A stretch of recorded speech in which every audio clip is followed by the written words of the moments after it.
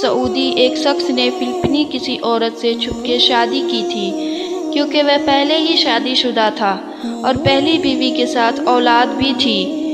جب اس شخص کو بیماری لاحق ہوئی تو اس نے اپنے پہلی بیوی کے ساتھ جو اولادیں تھیں ان کو وصیت کے لیے جمع کیا اور ان میں سے اپنے بڑے بیٹے کو بتایا، بیٹا میں نے چھپ کے کسی فلپینی عورت سے بھی شادی کی ہوئی ہے، میرے بعد ان کا خیال رکھنا اور وراثت میں ان کو بھی حق دینا، اور ساتھ ہی ان کا مکمل پتہ بھی دیا جہاں وہ رہتی تھی۔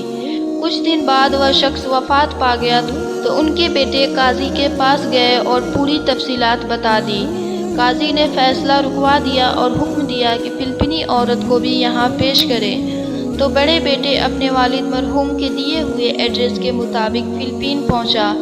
بڑی مشکل سے اس گلی میں پہنچا جہاں وہ رہتی تھی۔ دوسری طرف وہ عورت جو اس کے والد کی زوجہ تھی، انہیں دیکھ کر ہی بتا دیا، میں وہی عورت ہوں جو تو تلاش کر رہا ہے، اور مجھ تک یہ خبر بھی پہنچی ہے کہ میرے شوہر کا انتقال ہو گیا ہے۔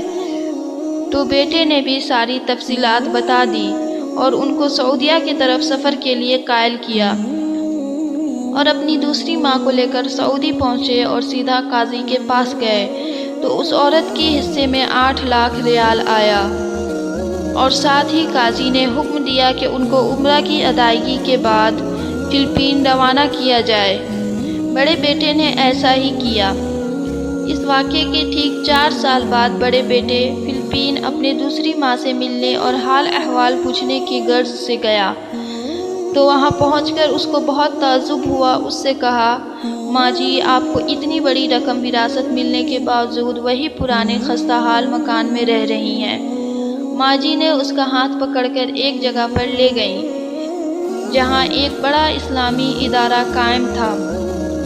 وہاں حفظ قرآن کا شعبہ بھی تھا اور یتیم خانہ بھی۔ ماں جی نے کہا، بیٹا سر اٹھا کر ادارے کے بورڈ کی طرف دیکھنا۔ بورڈ دیکھ کر بیٹے کی آنکھوں میں آنسو امڑ آئے، کیونکہ بورڈ پر ان کے والد کا نام لکھا ہوا تھا۔ اس نیک صفت عورت نے کہا، میں نے یہ ادارہ اپنے وراثت کے پیسے سے بنایا ہے اور اپنے شوہر کے نام پر وقف کیا تاکہ ان کو اس ادارے کی وجہ سے ثواب ملتا رہے۔